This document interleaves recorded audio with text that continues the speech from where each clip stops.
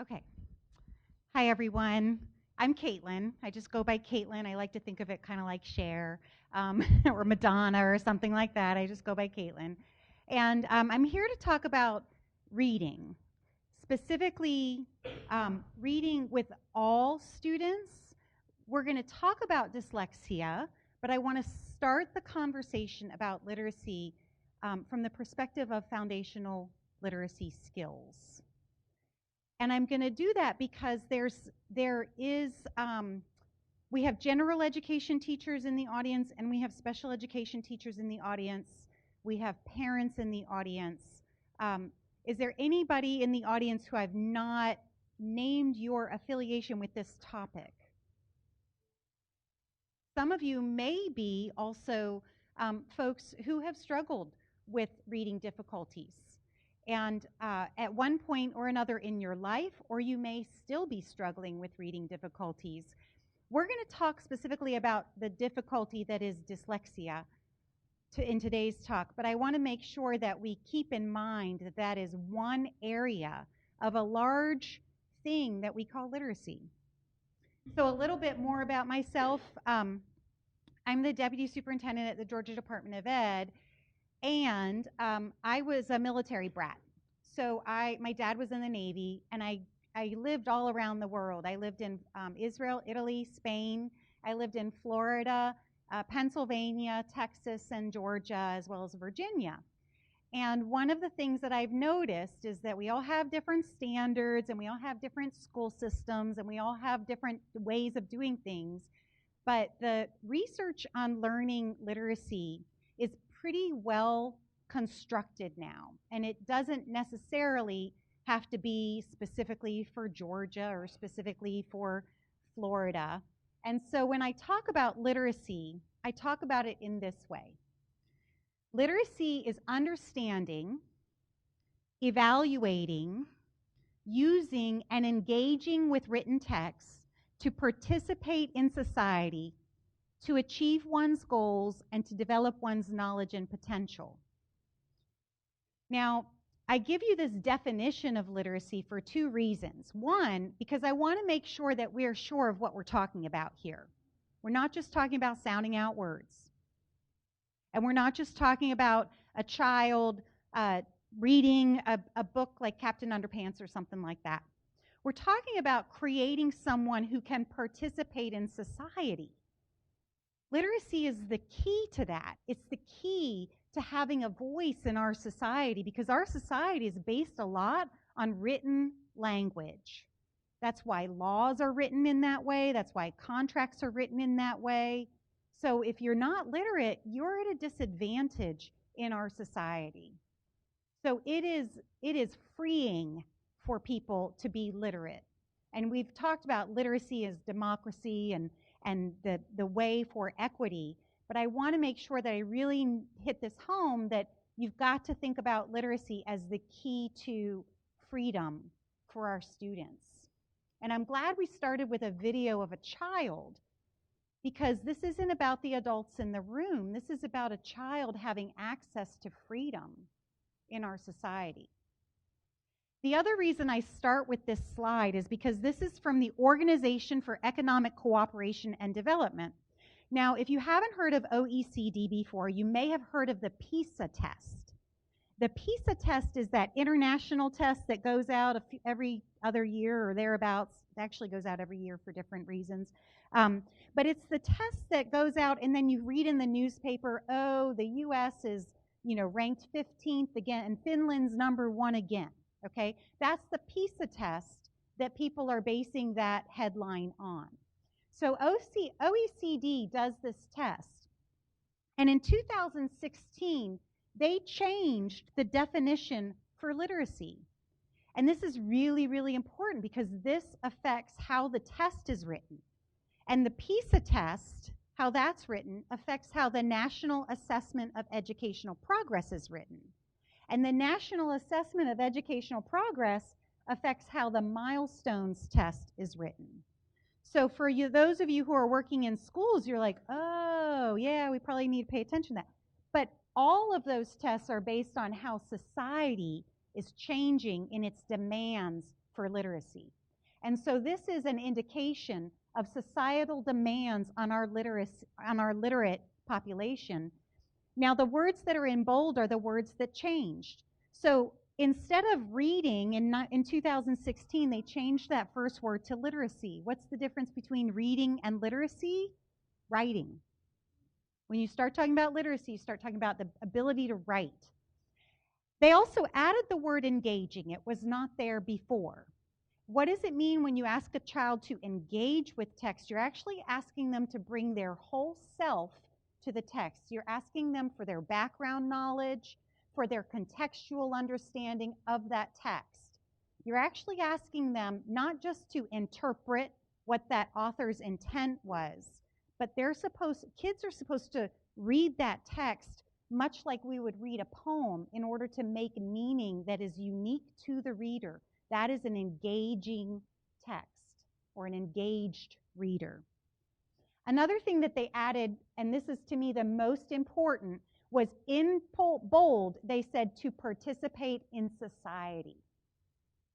They never said this before. Before it said reading is understanding, evaluating, and using written text to achieve one's goal, blah, blah, blah. So it was very individualistic.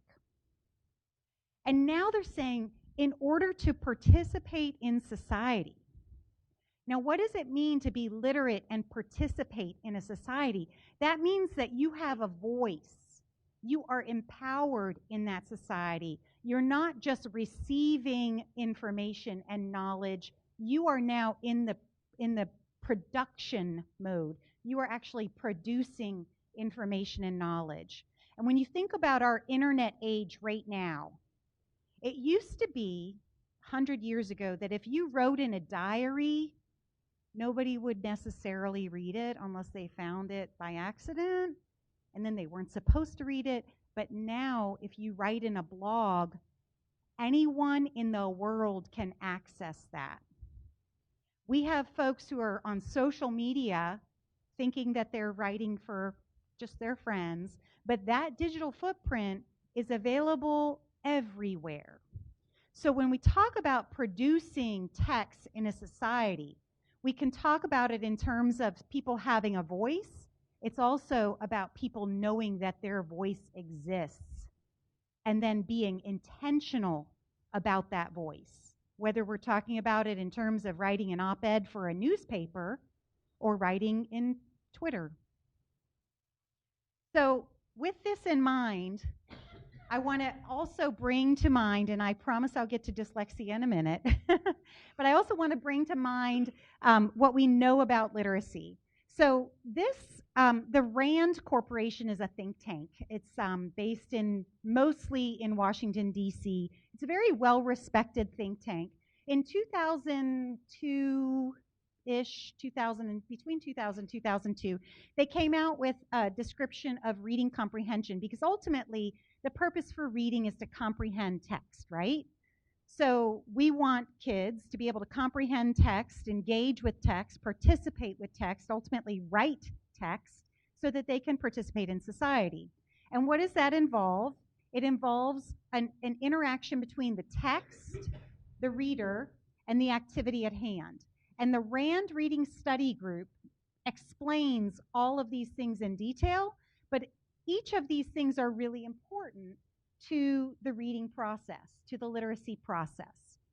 And they put it in this sociocultural context. The reason why they put it in this sociocultural context is because it matters where you're reading. So it matters if you're reading in 2019 in Augusta, Georgia, versus 1950 in South Africa. The sociocultural context will affect the reader and what they bring to it. It'll affect the nature and purpose of the activity, the objective of that reading event, and it'll affect what kinds of texts are available and what the words in that text mean. Because language is sociocultural. Language is located in history and in place. One of the studies that I did over time with some of my colleagues is we added this child relationship symbol to talk about the developmental process prior to a child being a conventional reader. And a big part of this that we'll be talking about is this where symbols become text and a child becomes a reader. This is really where we're talking about with dyslexia. But remember that we're in this larger framework. So we're not going to talk about all of the processes of literacy. We're just talking about this one little interaction between readers and text. So now I'll get to dyslexia, why you're here. So in May of this year, Governor Kemp signed Senate Bill 48, which provides for the identification and support for students who have dyslexia, okay? Now, the way the law reads, it's specific to kindergarten through 3rd grade. But remember, dyslexia itself is a lifelong condition. So some things we need to remember about dyslexia. It can be diagnosed prior to conventional reading. In fact, some of the latest science suggests that we can begin to diagnose dyslexia as early as 6 months. Yeah. So this is very new science, but it does have to do with the neurobiology of a child's development. And so our scientists are starting to realize how the brain is developing and starting to understand how we might be able to more early diagnose a child who could become dyslexic as we learn more about the child as they grow up. Dyslexia does not go away. We do learn some coping mechanisms. We learn how to address the task of reading and writing, but it doesn't go away. Dyslexia is a continuum. You could be severely dyslexic, or you could be moderately dyslexic, or you could be just have a hint of it. It affects phonological processing. Now, phonological processing is the ability to segment sounds and match sounds. So when we start talking about phonological processing and letters, when a child starts to begins to identify the sound with the letter, that's that sound-symbol relationship that begins to turn into decoding. So it's really important to recognize that this is a sound-symbol relationship issue. And like I said earlier, there are other issues that can arise that will affect a child's ability to read, but dyslexia is specifically related to phonological processing. It can affect reading comprehension. If addressed early, it doesn't have to affect it as severely as if addressed later. Because imagine all of the knowledge that a child would be gaining as a child's exposed to text over time. That's all building background knowledge. So if we start to suspect dyslexia in kindergarten, and we wait and wait and wait, and we say we're not really going to take action till 2nd grade, we're actually then affecting comprehension as well, because we haven't done the job of really helping that child be exposed to the types of text that will build even more comprehension. It can be detected early via a neurobiological exam, but it does not take a doctor to say, yes, this child has dyslexia. An educator can do that. And I'm saying that explicitly because I have heard this myth that floats around that only doctors can diagnose dyslexia, sort of like what happens with ADHD. It's not true. So it really is about auditory attention shifting, auditory processing, auditory meaning making, and language development delays. Those are some key things to look for in detecting dyslexia. I will also say, is anybody a speech-language pathologist or speech-language therapist in the room? Good. So those will be some of your very good friends in your districts, because they get all of this too. So I know most of you are special education teachers and general education teachers. So use your speech-language person, your helper there. They will understand this right away. So I want to point out that I am not a brain expert. My background is in literacy development. I look at literacy development from the time a child's born all the way through adulthood. So I will be the first to say I'm not an expert in dyslexia specifically. However, one of the things that's been intriguing as a researcher is how much the brain science has matured over the last 2 decades. And I think that's part of the impetus for the Senate bill to come through here in Georgia. Note that it came through in several other states around the same time. This is a national movement of advocacy, primarily by adults who have children or who were themselves dyslexic. And so kudos to them for their advocacy. They're participating in society. But one of the things I want to point out is this, I'm not sure if I'm going to say it the right way, is this Wernicke's area and the Auditory Association area. Those are two of the primary areas when they study dyslexia in the brain. Those are two primary areas that they're studying, they're focusing in on. Now, the reason I put this slide up is because it's really important to understand. It's the area where your hearing turns into meaning.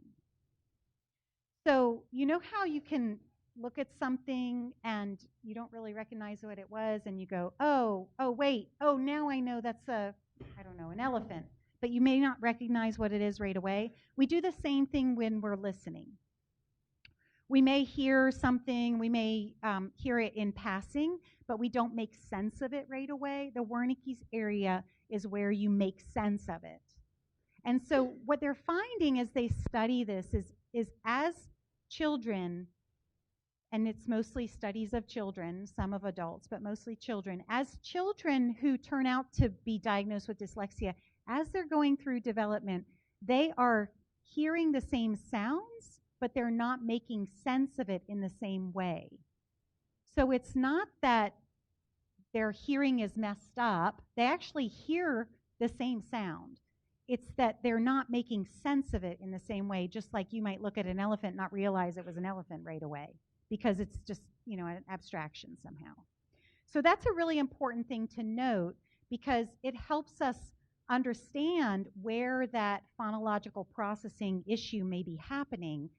Even if a child can reproduce the sound, it's not making sense in the same way. So on the Godot website, there is a definition of dyslexia. We use the International Dyslexia Association's definition.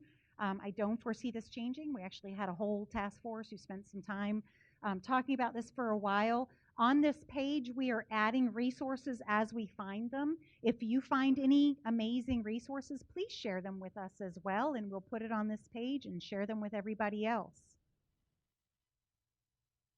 We also have several laws that were already in place prior to Senate Bill 108, Senate Bill 48, and all of these relate to dyslexia, because dyslexia, if a child's being diagnosed with dyslexia and it is severe enough to merit special education. Now, that's something really important to recognize. Not every child who is diagnosed with dyslexia necessitates special education, because we can better serve students in the general education classroom. However, if the child's severity necessitates special education, that is specific learning disability, so it goes under SLP. You can pull the money for special ed. Please don't hesitate to do that. There's no harm in that. If you need more services, please use it. And then all of these laws then follow suit. So you'll have access to this PowerPoint after I speak, and you can feel free to access the laws related to this. SLD is a federal title, or a federal title for that specific disability. There is no specific dyslexia category in the 13 categories for special education, but in the federal law, as well as in Georgia state law, dyslexia is recognized specifically as SLD. So just know that all of that is available to you. This is what I just mentioned, specific learning disability, and it explicitly lays out that dyslexia fits within that category. Okay, so let's say you have a child who, if we had done the neurobiological testing with the child when they were 6 months, it would have turned out, yes, indeed, this child is dyslexic. But we don't know that coming into school because that's not a widespread practice yet. This is very new research. It's not widely done in any of your hospitals. So how would we know? Well, the child would come into your school. The child may have had other speech language issues because it often co-presents with a speech language delay. And that's because of that auditory processing issue. It becomes quickly a language issue. So that's why I'm saying please pull in your speech language pathologist to be sure to serve both of those at the same time. It also can co-present with hearing impairment.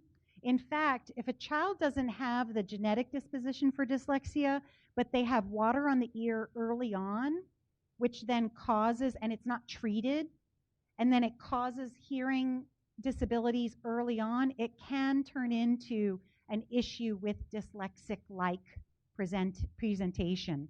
And I would treat it as dyslexia until proven otherwise. So it really is that phonological to symbol processing that gets convoluted when you're talking about a child like this. It can co-present with garden variety learning difficulties. It often co-presents with autism, attention and sensory processing issues, dysgraphia and dyscalculia, and social and emotional developmental delays. So as you're looking at a child, and again, we're like, secret inspectors. We know that this child has dyslexia. You may see other issues that show up, and I'm saying address them. Don't wait to address these other issues while you're addressing the dyslexia, because especially speech language can be a compounding issue over time. The emotional aspects, the social and emotional developmental delays, can be a compounding issue over time. So don't wait.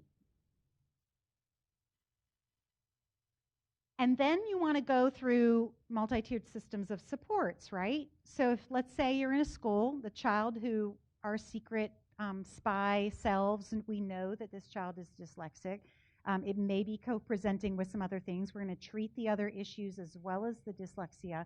But we also are going to do it in the context of tiered instruction using a multi-tiered systems approach. So in Tier 1, we're going to talk about language nutrition training. So language nutrition is a term that we've kind of invented here in Georgia.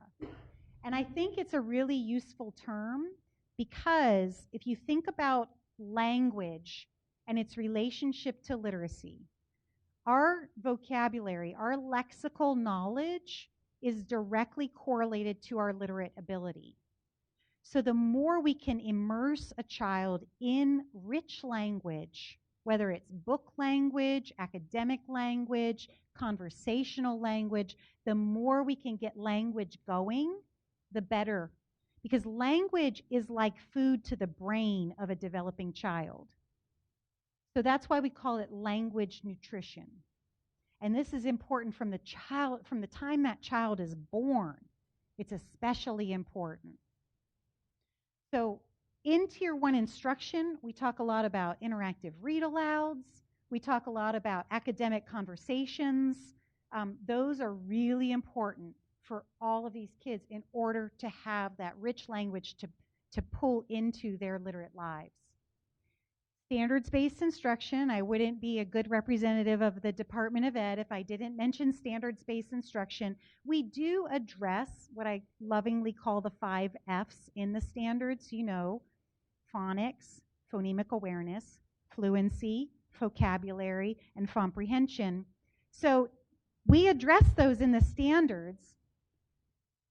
That should be part of Tier 1 instruction. General good instruction should include phonics instruction. One of the caveats with that, and for those of you who are familiar with the National Reading Panel, which came out in 2000, one of the caveats with that is that phonics instruction is kind of like avocado. Like, it's good for you, but you shouldn't eat guacamole every day. Okay? When the research on phonics was coming out and being used in the National Reading Panel, the studies that it was using to suggest phonics instruction, they were looking at 15 to 20 minutes tops of phonics instruction. So when you get offered a program, and I won't mention any, but they're saying, oh, clap out these syllables for 45 minutes, that is not a good phonics instruction program. Think of phonics like avocado. It's very good for you, but you shouldn't eat guacamole every day. Or you should eat guacamole every day, but just a little bit of it, or you'll, you know what I mean. Okay, differentiated instruction for students by the general ed teacher. This should be based on flexible ability groups. So not ability groups, it's flexible groups. And the ability has to be skill specific. So let's say you do your diagnostic and you say, boy, this kid over here, they really need to work on some Tier 2 vocabulary instruction. This kid over here, maybe you're working on some retelling strategies for comprehension. Those kids, that doesn't necessarily mean that one is smarter than the other. It doesn't necessarily mean that one's a low level and the other one's a high level. They're just working on different skills. And that's what the small group differentiated instruction should look like. Should be skill specific with flexible groups, with using that diagnostic to identify. That's all Tier 1 instruction. That should be happening in your general ed classrooms. And if it's not, then please talk to your curriculum director about how to get this working in your general ed classrooms. In Tier 2, we can start saying, okay, now there's a need for some intervention. This can be also done in general education. It can be done in special education, but you're going to be looking at your student support team to help provide some guidance there. The early intervention program is a good program. It does not have a lot of boundaries to it. It is an excellent way to access extra funds. We've seen teachers co-teach with it. We've seen some really amazing grouping strategies with it. It is simply there to help with early intervention. There's no cap to it. So if you do your MTSS and you say we have 80% of our kids who are dyslexic, it's probably not the case. The incidence rate is about 10 to 20%. So 80% of kids in a school being dyslexic is very unlikely. There's probably something else going on, but you can start doing early intervention programs and get that extra money in to start designing some formal, specific instruction. And I would say using systematic, explicit, multisensory instruction in that scenario is not a bad idea. Your intensive support is usually mostly for students who have special education plans. So this is where you might have the pull out and the resource. But the more we can keep kids in the general education classroom and improve that instruction, the better. In Tier 1, I'm not going to go into too many details with this, but I want you to notice that in our standards for instruction, for general instruction, we address these things. And so the programs that you put in place in your classrooms should also address these things. For a child who's suffering with dyslexia, these parts right here and this part right here may be somewhat difficult. Meanings as they relate to context, if they haven't had a lot of exposure to printed text because they've been struggling with printed text, who wants to do something that you're struggling with? That may be lagging. And then pragmatics, like what's appropriate when you're reading text, what would be an appropriate meaning, that may be lagging. So as we go through these standards, note that with dyslexia, we often talk specifically about letter-sound relationships. But if you were to say this child is dyslexia and we're just going to focus on letter-sound relationships and pull them out of Tier 1 instruction, they're going to be missing all of these other pieces that are really important to that larger literacy framework. So that's why I'm suggesting, even after you identify that our mystery child, and we know from birth that they are, we don't want to pull them out of Tier 1 instruction very quickly. We want to make sure that they're getting that full, robust instruction. So how many of you have seen the reading rope before? Raise your hand. Okay, not as many as I thought. So the reason why I show this slide, and I'll show you the next one, that one might be a little more helpful. And the reason I'm really hitting home that you really want to focus on Tier 1 instruction, because reading and literacy is a significantly complex event. It is not simply letter-sound relationship. And again, dyslexia is a letter-sound relationship issue. But literacy, if that issue is an issue, it will affect all of literacy. But if you get that right, if you get letter-sound relationship right, even to the point where kids can sound out words, have you ever seen kids who are word callers, but they don't know what it means? We sometimes call them phonicators. It's not an appropriate word. Don't say that outside this room. But you've seen that. We know what that looks like. They can call out just about any word, but they don't know what it means. It's because they're missing all of these other parts of the reading rope. When we talk about reading and teaching a child to read, we're really talking about language comprehension and word recognition. A lot of what we talk about when we talk about dyslexia is this word recognition, this word level literacy skill.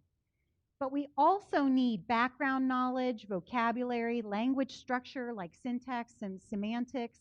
We need literacy knowledge like print concepts, front and back of books, things like that we got from emergent literacy research.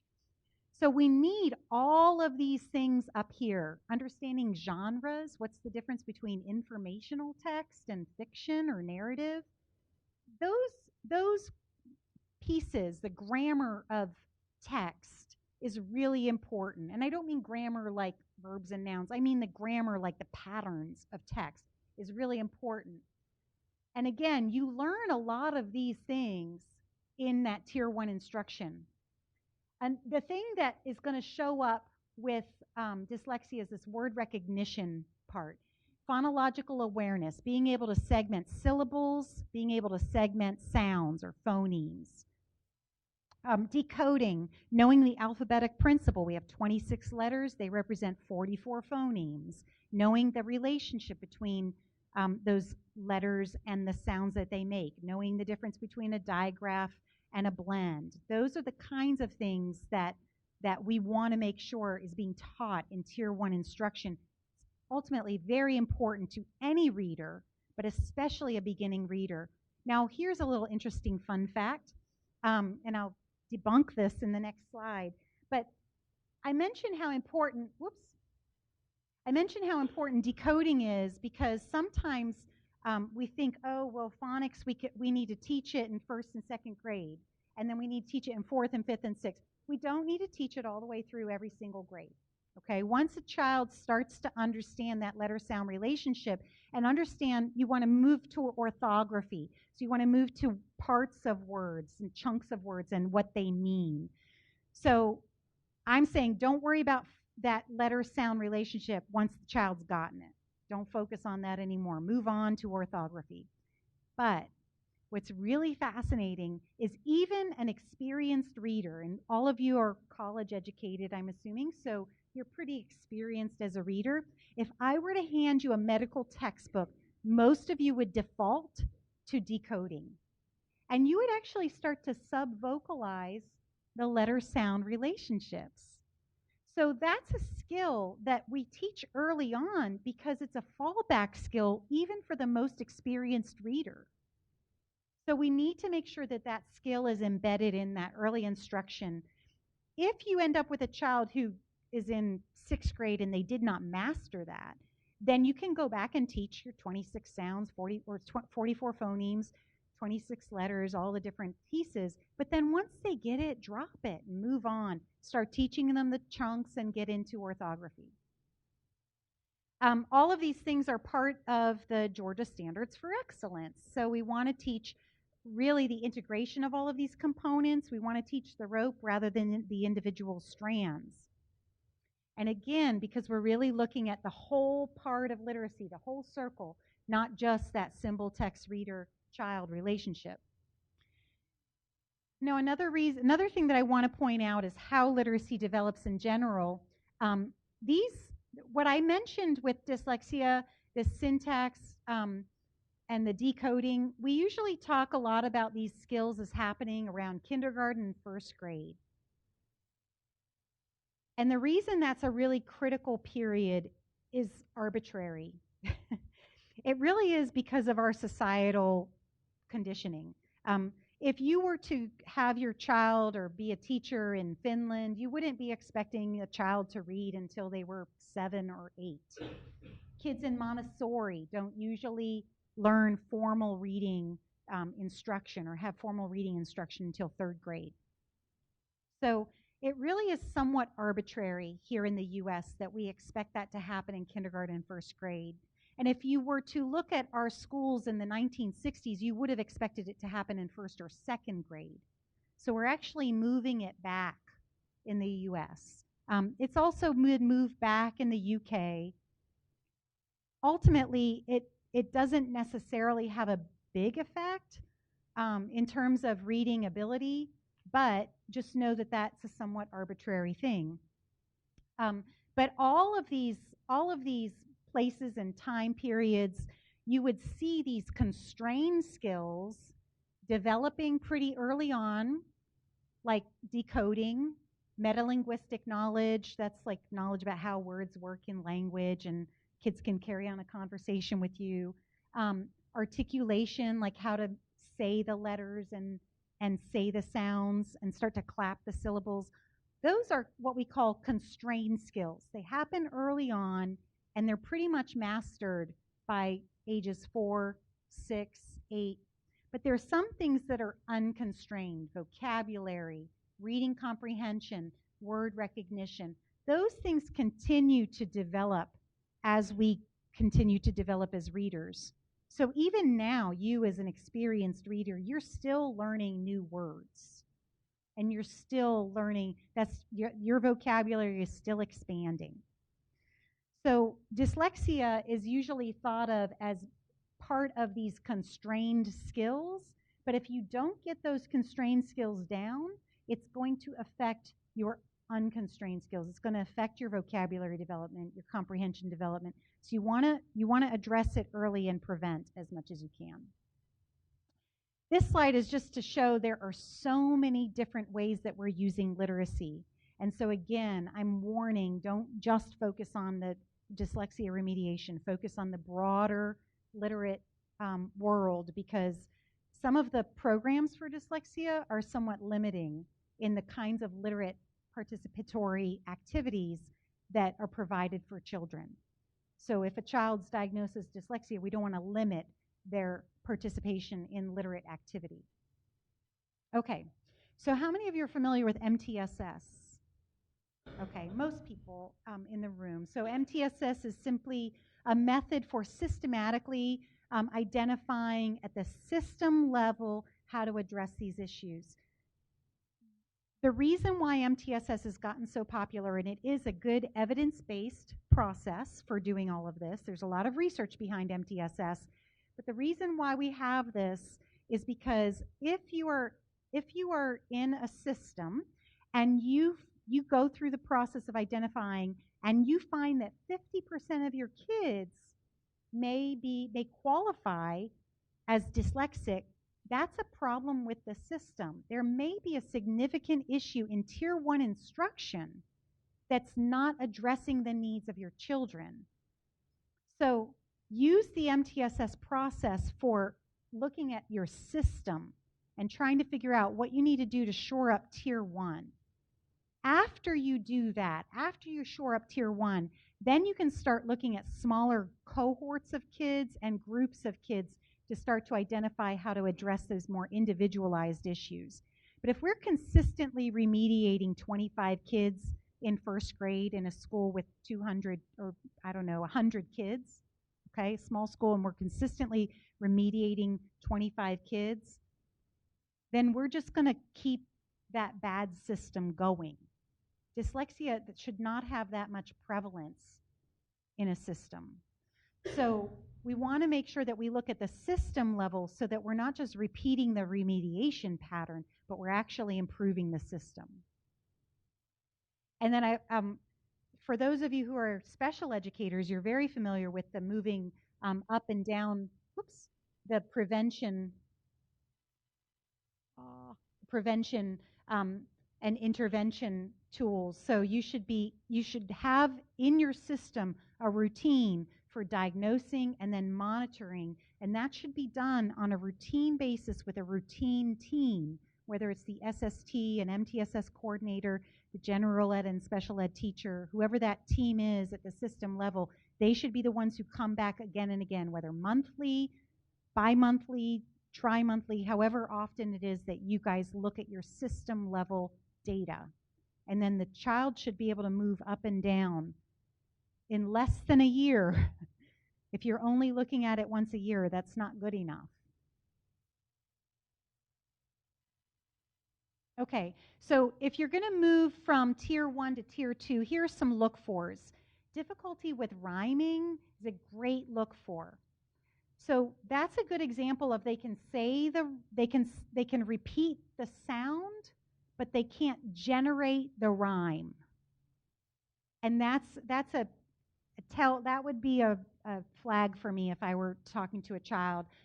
Difficulty in identifying beginning, middle, and ending sounds in words. It's not even in printed word, but just being able to segment the initial consonant sound, the ending consonant sound, and then that middle vowel sound.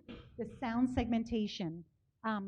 Difficulty writing their own name, and writing is going to show up again and again. Poor spelling is a good sign to look for. Difficulty with correct use of capitalization and punctuation. I'm not nearly as worried about that at all. But if you think about it in terms of the auditory processing, it's knowing when the sounds stop instead of just flowing forward. Difficulty with learning sounds that correspond with letters. That's going to be another telltale one. They see the same letter as you, they hear the same sound, but they're not putting it together in their minds. Difficulty sounding out or decoding words. Maintaining place while reading, difficulty comprehending text, difficulty with reading fluency.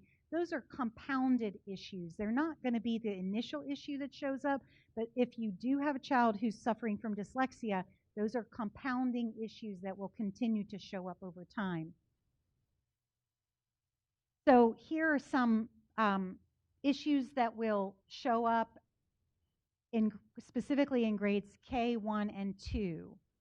All of this is in the dyslexia handbook itself.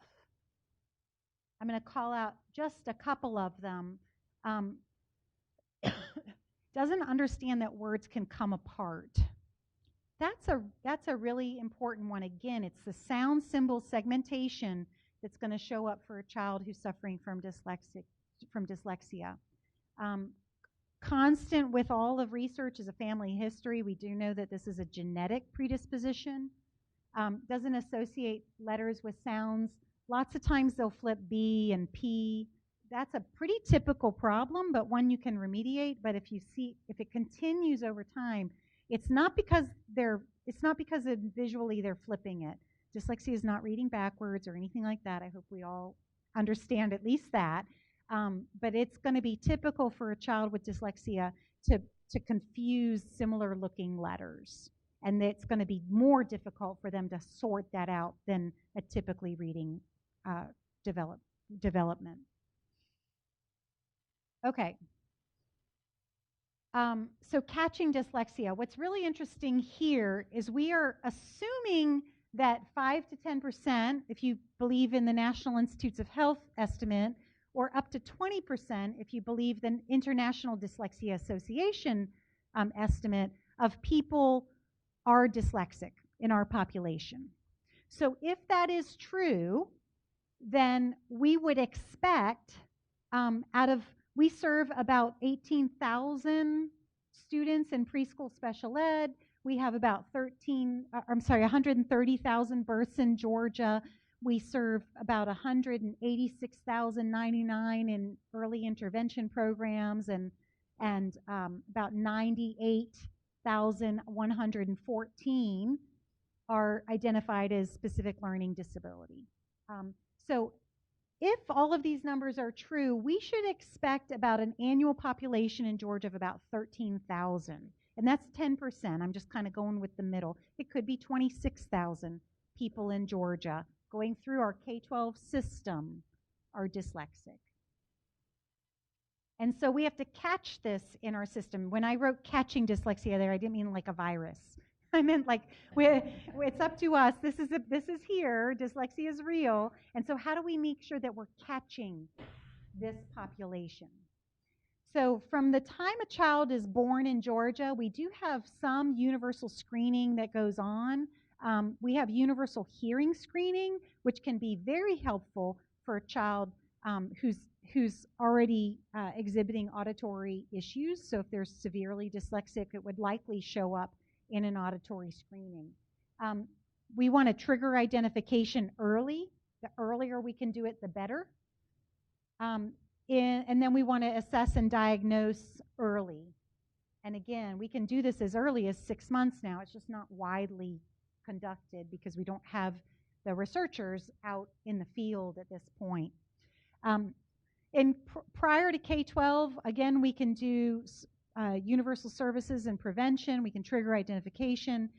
We can start to consider for eligibility for special education services. I will say this, and those of you who are in special ed, maybe you know this. If there are any district leaders, or if you know any district leaders, one of the things that we do not do well in Georgia is we do not serve our preschool special education students very well.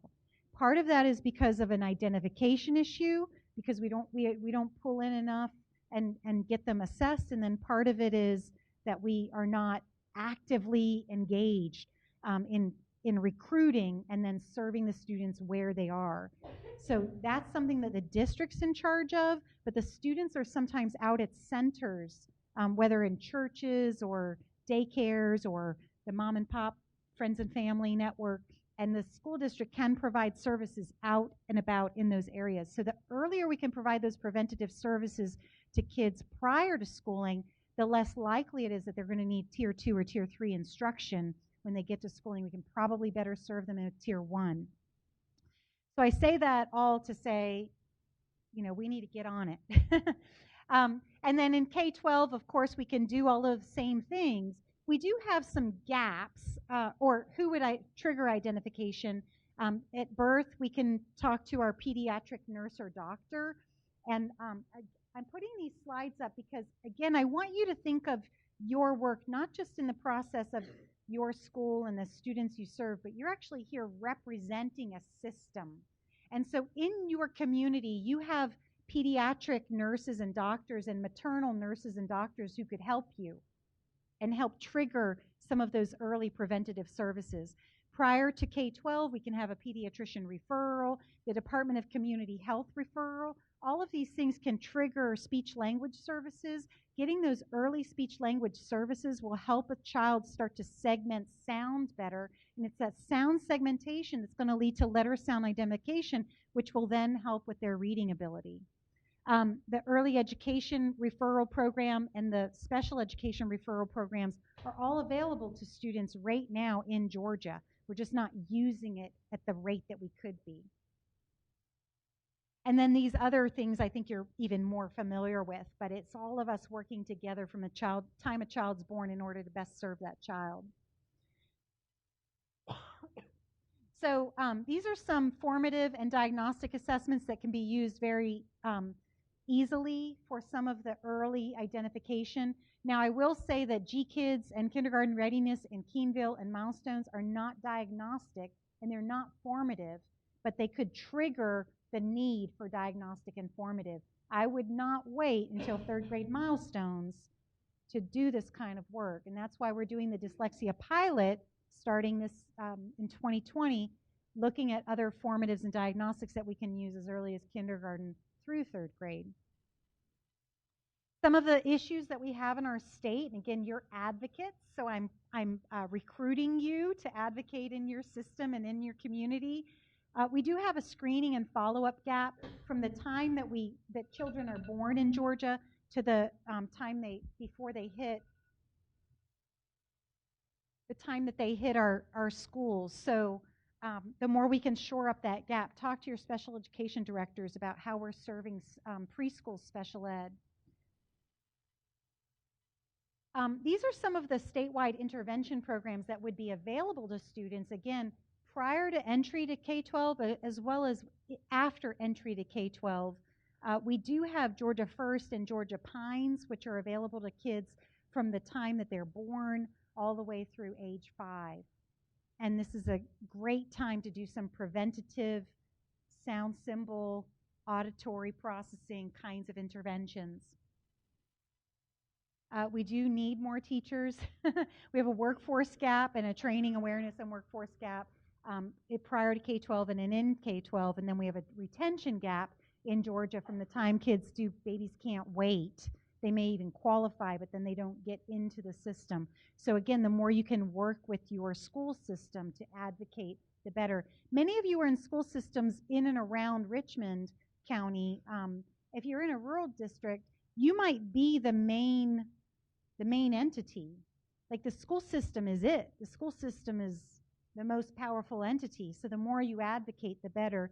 And we teachers and mothers and fathers in here, we're some of the best advocates there can be. Okay, so I've mentioned that you need to use a screener. I will be the first to say we don't have great screeners on the market, especially not for middle and high school. But there are plenty of screeners available to you in the early grades. Rapid word naming, automatic rapid naming, or nonsense word naming is important for all of this, but only for these reasons. And the reason I'm making a point of this is to say some of you may have perfectly good diagnostics and you don't need to replace them with something with automatic word naming or rapid naming unless you want to. So the reason we have nonsense word naming is because when a child has dyslexia and we want to diagnose it, we need to be able to say that it's a decoding issue and not a sight word or word recognition issue. And if you have words that are real words in your assessment, then how do you know that the kid's not familiar with that word? And so they may just be recalling what the word is, and then you don't know if it's a decoding issue or not. Okay? So when you're developing an assessment, in order to not conflate the decoding with word recognition, you create a word like BAP, which I guess it's onomatopoeia. I'm trying to think of one right now. What? Gedge. LUT. Okay, LUT. L-U-T. That's going to be a good example of it's not a word, but a kid can sound it out. Okay? But if I were to give a child a word and they're dyslexic, but I gave them a word that is like champ, it's not a good example because it has a blend. So let me think of a good one. Lisp. If I were to give a child a word like lisp, it's a great tier 2 word. That could be a word that would not be a likely familiar word, and so that may be just fine to give in order to understand whether the child can decode or not. So I'm just saying that because I want to save you some money. If you can get the nonsense word in there, great. Many of you probably use Dibbles. It has it in there. But just know why that's important. And then you can start to understand how you're going through the diagnostic process and what you need to rule out in order to diagnose. The rapidity or the rapidness is really to design for automaticity. When a child is suffering from dyslexia, it's really taking a lot of cognitive effort to pull that letter, name, and sound and together, and the site, the letter form, the symbol and the sound together. And so because it's taking so much cognitive ability, they don't have the automaticity that's going to be necessary when they're fluent readers. So that's why we have the rapidity in there. What we don't want to do is focus so much on that we get the kids who start reading like this and they just read really fast, because you've probably seen that too with word callers who can read really fast, but again, they don't understand what they're reading. So just be careful with that. These are all of the essential components for a screener. And again, this is in the handbook itself.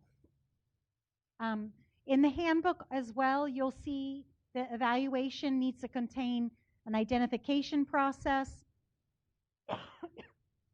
intervention planning, and documentation. The reason why we kept all of that in there is because when you're going through this process for identifying for dyslexia, you really have to document that MTSS monitoring process.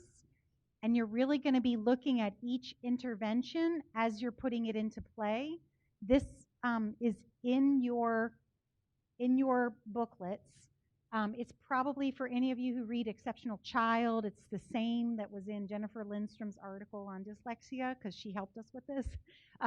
But basically, you're going through this process in order to look for the qualitative and quantitative factors that will help you go through that identification process. And this should help you know how to handle it, whether you're handling it in the general education classroom or the special education classroom, or if you need to do a 504. So when you're talking about delivering dyslexia instruction, we really need to focus on explicit, systematic, and multisensory instruction, okay? So explicit means that it's direct instruction. It models what you're expecting, and then you have that gradual release. It's systematic because you're going to systematically introduce the concepts, and if you're wondering about the letters themselves, like sometimes people say, should I introduce capital letters before lowercase letters, all of those kinds of things, that's addressed in the handbook too. Really, there's no research that I know of that suggests capital letters and introducing capital letters or lowercase letters first or second matters. What's most important is that children learn both, and that they learn to pair them with the same letter. So a capital B and a lowercase b needs to be recognized as the same letter. So how you go about instructing that specifically, you do need to explicitly instruct it, but the way that you do that, the sequence that you do that in is it can be done in either sequence. The other thing too that I'm often asked is about which letters to introduce together. Should you introduce the letters that people get mixed up at the same time, or should you introduce separate letters at the same time? So in other words, should you introduce B and P at the same time so they learn how to differentiate? And the answer is no. You want to introduce letters that look different. So if you're going to start with like S and M, that would be good. But M and N, I would not introduce those at the same time. Eventually, as you start to introduce those letters, you'll do like 1 and then 2 and then 3 and then 4, and then go on to another sequence, 1 and then 2 and then 3 and then 4. And then you can start to pull them together as you remind the child what they know about the letters. All of these things need to be done in a multi-sensory way. A lot of hands-on activities needs to be part of this. For those of you who are in general instruction, if you don't have the book Words Their Way, it has multiple editions. It's been around for a long time. I highly recommend that book. It has printable things that you can print out at the end and put out there. It's a lot like Orton Gillingham, and it really is just a good way to move from that letter sound correspondence all the way into orthographic and morphology, orthographic knowledge. So all of this needs to be done in a language-based way. And again, you speech language folks, you understand what I mean when I'm saying this. But as you start to introduce the letters and the sounds and the symbols and all of that, it needs to start falling into meaningful opportunities. For those of you who've been around literacy for a while, you may know of the language experience approach. How many of you ever heard of language experience approach? Okay, so Fred Betts invented the language experience approach back in the 1960s. It's a great way for kids to tell stories of what they know and ask them to start using some of the words that they're learning, and then they start reading that back. They actually tell the story. You can ask them to learn to use some of the words and sounds that they're learning, and then you write it. And then they read that back to you, and they start to point to the letters and the sounds that you're teaching. Language experience approach has been around forever. It's a great way to pull kids in. It's a great way to connect these isolated skills that they're learning to the broader, meaningful language that kids want. And then, again, aligned to individual student need. We're all assuming that it's going to be aligned to individual student need, but we definitely need to keep that in mind.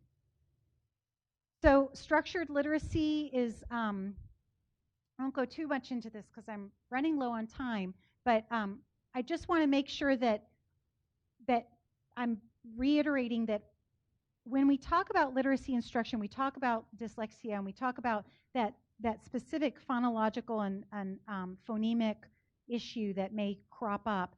It's within the context of all of our literate development.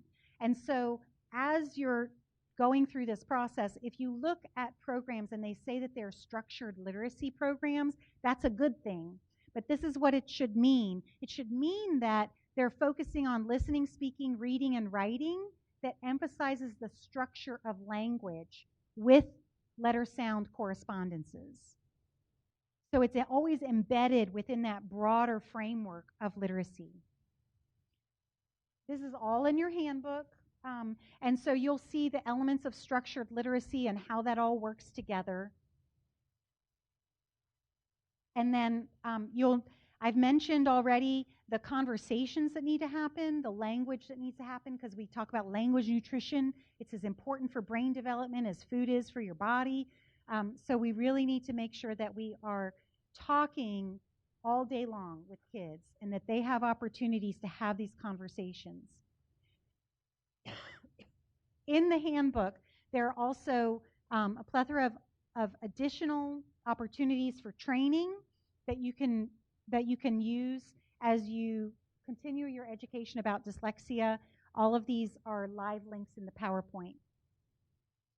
So what are we doing at the Department of Education? You have the Dyslexia Handbook in your hands now. We have requested applications for a dyslexia pilot study. We will be identifying an urban, a suburban, and a rural school system in addition to others maybe.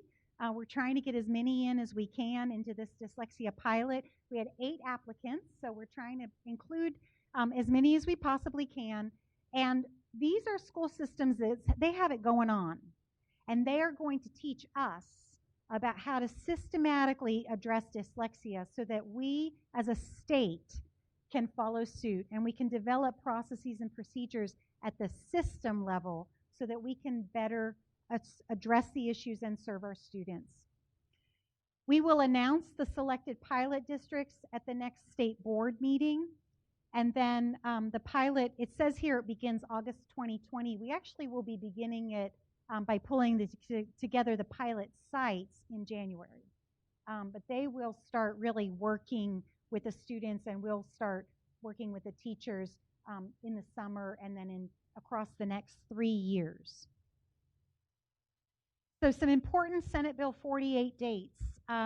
December 30th, the Professional Standards Commission will put out their endorsement for a dyslexia program. We foresee that University of Georgia will move their certificate program to an endorsement program. Several RESAs are also interested in doing an endorsement program. So look for this program. What we did is we took the IDA standards and practices for professionals and then we Georgified it. And so that's how we created this endorsement, the endorsement standards. And then the programs have to come for approval. In July, the K-12 screening processes for students who have characteristics of dyslexia or other disorders or both will have more information put out to help district leaders come up with some guidelines for processes. And really, that'll be following the MTSS process. The 3-year pilot is starting technically next year, but we'll really start work on it in January. The evaluation from the pilot will come out in 2022 because it's a 3-year pilot. We expect that there will be a lot going on in these districts, and they will be improving their practice before we then use them as the models. We have some great districts, though. I will say that having read some of these applications, I've been very impressed with some of our districts. And then we expect that there would be screening, according to the Senate bill, for all students in grades K through 3 by 24-25, and that's written in legislation. So if you need more information, these are members of my team who are specializing in this area, and so you can feel free to call them. Their contact information is also in your handbook. And that's it. So I'm happy to take some questions.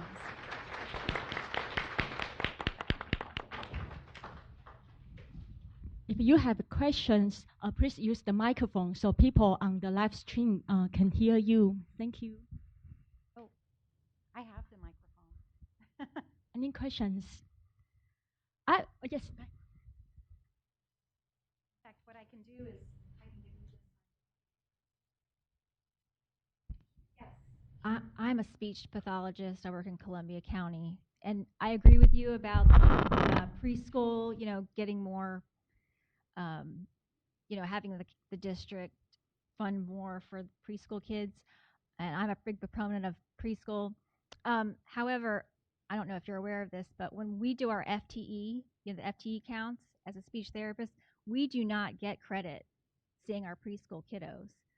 So yes, I don't know if you are aware of that. So they tell us at the county, and I just moved to this county, to the state, and they said, try to see all your other kids because we don't get credit for preschool. They get credit, but not as much, I guess, dollars. Okay. And I know it's not all about the dollars, but I just wanted you to be aware of that. So I'll look into that. They may not get as much as they do for K-12, and I don't know what the details are on that. But what I would say to them is, if I don't serve them now, I'm going to be serving them later, and I could prevent a lot of things if I serve them earlier. And I know it shouldn't be up to you to make that change, and I'll look at it from the policy perspective, but I don't know if that's widespread. If it is, let me know. Yeah.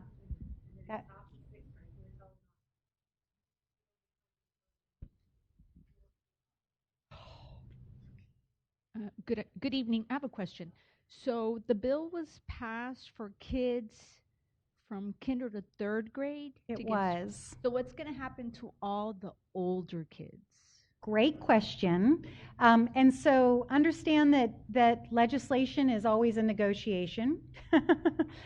And I would hope that for older kids with awareness, we would be better positioned to serve them. They certainly would still qualify for services. We are working on Tier 1 instruction for all kids. From the state level, we are. When they're being passed forward, yeah, it really is up to your system to look at those metrics and to say, okay, if we're seeing where's our biggest issue, let's address that. And then how are we making sure that we're identifying kids for whatever needs they have as they move through our system in middle school and high school? I mean, that's something that we need to address, We probably shouldn't wait for a legislator to address it for us. That's something we can do by identifying kids. Dyslexia as a specific learning disability, that can be placed as a label at any age, even if you didn't even diagnose till after K-12. So we can provide services at any age. Hi, I heard you say at the beginning that teachers can diagnose, and I see in the paperwork that it says if they have training in reading, writing, language, spelling assessment, and diagnosis. Yes. So I would say there is no specific training that we would say, yes, with that you're in or you're out, because there has not been an endorsement prior to this. There has not been a specific training that the state has taken on prior to this. For many of you who are in special education, you are, if you weren't aware before, you're aware now that dyslexia does exist, and that there is a screener available, there are diagnostics available, and you can do that. What we don't want to have happen is for a parent to think that there's something wrong and for a school system employee to say, well, we don't have anybody in our school system who can diagnose that, you have to go to your pediatrician, which we've been hearing.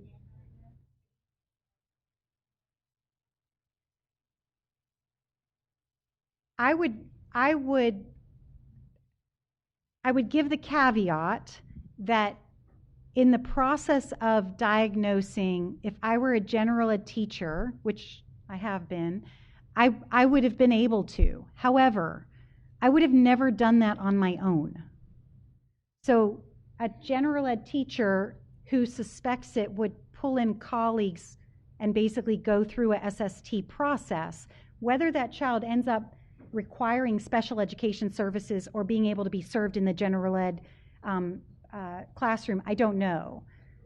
But yes, someone who understands dyslexia and is a professional and who knows about these screeners and processes for intervention, they can go through a diagnosis process and say, yes, a child has dyslexia. You don't have to make a medical professional do that.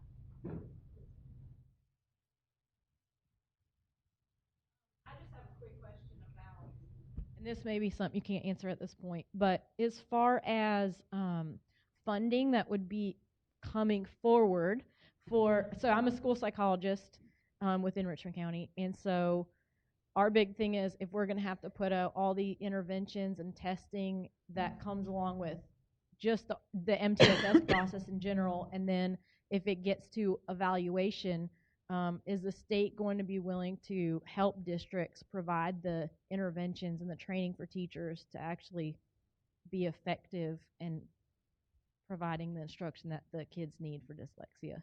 Great question, and I would have asked the same question. Unfortunately, the answer is probably not one that you want to hear. You'd want me to say, of course, we're going to have all the money available for just this, but that's not the case. The money that we do have available is primarily through the Literacy for Learning, Living, and Leading in Georgia grant competition that we won. We got $179 million into our state to serve students, whether they're dyslexic or not. This is for all of literacy, birth through 12. Your districts can compete for this grant money. L4GA has been granted to us before. We had $61.5 million granted before for 3 years, so about $22 million a year. And many of our districts then utilize some of that money to address struggling reading processes in Tier 1, Tier 2, and as well as Tier 3, but mostly Tier 1, Tier 2. So I'd say that's probably where the bulk of the money could come from. So if your district is not planning to apply for that, tell them to apply. Now, the state, you saw 3 names up there, but that is like other duties as assigned. We are taking this on because we feel passionate about it. We feel that it's very important, and we think that it is so important because it affects such a large population that this will take over a lot of their work. But we are not receiving any more money as a state for dyslexia in particular. And we did not receive any extra money for any personnel to go out and, sit at your recess and all this. Instead, this should change the work that you do. MTSS should change how you function. No longer are we going to remediate again and again and again and again the same number of kids. We should actually be improving the system so we have less of a remediation issue. And that's a different way of thinking, I think. So while I would love to say, yes, here's, the legislation came with funds. Like many legislative acts, it did not come with additional funds. We got $100,000 to run the pilot, that's about it, and in 3 different districts. But it should fundamentally change how you do your work. You were tasked as educators to serve children and to serve students with special needs. And this is a special need that we know is prevalent, very prevalent. SLD is one of our most prevalent identifications, and dyslexia is highly prevalent in SLD. So this can take over a lot of the work that we do because we know it's so prevalent.